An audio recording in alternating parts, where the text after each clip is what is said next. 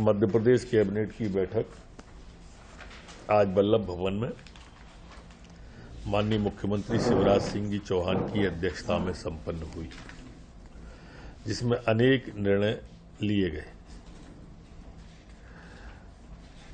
दो विषय प्रसन्नतादायी थे आज। एक तो 15 से 18 वर्ष के हमारे जो बच्चे थे, बेटे बेटी थे, उनका वैक्सीन में हिंदुस्तान में मध्य प्रदेश अग्रणी राज्यों में आया है और इसके लिए सभी को, बच्चों को भी, पैरामेडिकल स्टाफ, डॉक्टर, नर्स, हमारे अधिकारीगण, मंत्रिमंडल के साथीगणों को मुख्यमंत्री जी ने बधाई दी और मुख्यमंत्री जी को सभी मंत्रिमंडल ने बधाई दी। दूसरा जो महत्वपूर्ण विषय था वो हमारा मध्य प्रदेश जो रैंकिंग आई है उन राज्यों में बेरोजगारी में हमारे यहाँ सबसे कम है। रोजगार के अवसर हमारे यहाँ सर्वाधिक उपलब्ध हुए, जबकि कोरोना काल था। इस कोरोना काल में भी हर क्षेत्र में रोजगार की अवसर, देश की जो रैंकिंग आई उसमें मध्य प्रदेश अव्वल रहा। उसका कारण कि हमने अधोसंरचना के क्षेत्र में 40% से ज्यादा राशि खर्च की, जिससे हमारी अर्थव्यवस्था गतिमान हुई। चाहे वो एमएसएमई का क्षेत्र हो, चाहे उद्योग में क्षेत्र हो। लगातार मुख्यमंत्री जी स्वयं भी बैंकों से बात कर रहे हैं और अब 12 तारीख को माननीय मुख्यमंत्री जी समेत सभी मंत्रीगण अपने अपने स्वयं के जिले अथवा प्रभार के जिले में रोजगार मेला जैसा लगाएंगे, जिनमें हम उनको लोन स्वीकृति जैसे पत्र, रोजगार के लिए उपलब्ध होने वाले संसाधनों के प्रमाण पत्र बांटेंगे और एक साथ प्रदेश में 3 लाख लोगों को रोजगार देने की दिशा में हम आगे बढ़ेंगे। ये अपने आप में एक रिकॉर्ड होगा और मुख्यमंत्री जी ने ये भी कहा है कि इसकी शुरुआत कर रहे हैं, ये लगातार जारी रहे, इसकी व्यवस्था भी लगातार हम करें। मुख्यमंत्री उद्यम क्रांति योजना भी इस तरह से मध्य प्रदेश के अंदर प्रारंभ होने जा रही है। मध्य प्रदेश में जो हमारा आनंद विभाग था, उस आध्यात्म विभाग था, उसे धार्मिक न्यास और धर्मस्व न्यास में आज परिवर्तित किया गया है।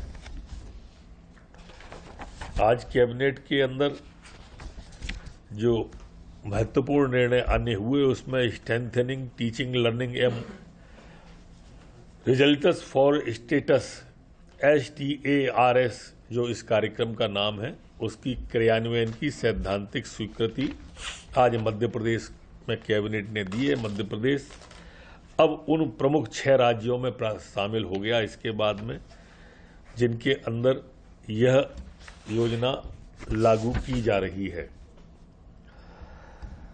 एक अच्छी बात ये हुई है, जो दूरदृष्टि, जो विजनरी सोच मुख्यमंत्री शिवराज सिंह जी चौहान का है, उसमें अब आगे की सोच, बिजली की खपत लगातार बढ़ रही है तो पावर प्लांट भी नए लगे। इसी तरह से संचालन, नगर और ग्राम निवेश के विभागीय सेटअप में भी संशोधन किया है। अभी तक इस ग्राम निवेश के कार्यालयों के विस्तार पुनर्गठन में 941 पद, जिसमें नियमित 693, संविदा 201, आउटसोर्स के 47 और 150 प्रतिनियुक्ति के थे, उसको अब नए सेटअप में करने का तय किया है। उसमें 13 करोड़ 45 लाख की स्वीकृति भी प्रदान की है। आज विधि विभाग में द्वारा भी ब्रजेंद्र सिंह भदौरिया और अभय सक्सेना को 1-1 वर्ष की समुदाय नियुक्ति बढ़ाने का भी तय किया है।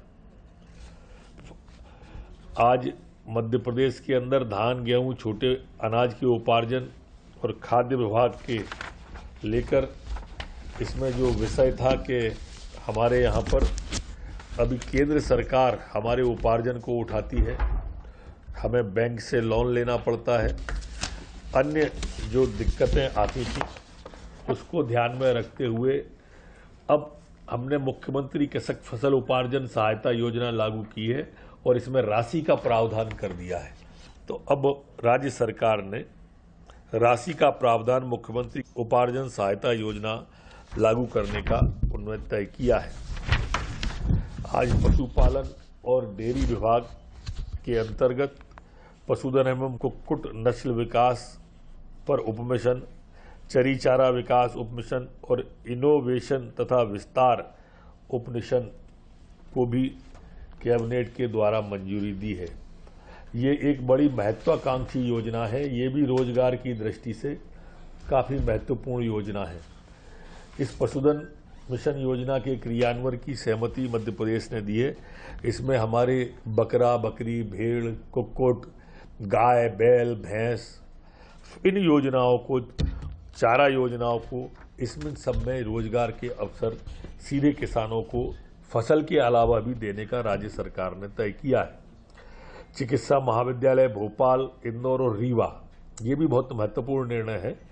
DBFOT PPP मॉडल पर इन कैंसर मरीजों के इलाज के लिए आज मध्य प्रदेश की कैबिनेट के द्वारा सहमति दी है। इस योजना में अब कैंसर मरीजों का सुगम उपचार हो पाएगा और काफ़ी कम रेट पर ये PPP मॉडल पर उन्हें ये सुविधा मुहैया कराई जाएगी। आज 3 अलग अलग निर्णय थे।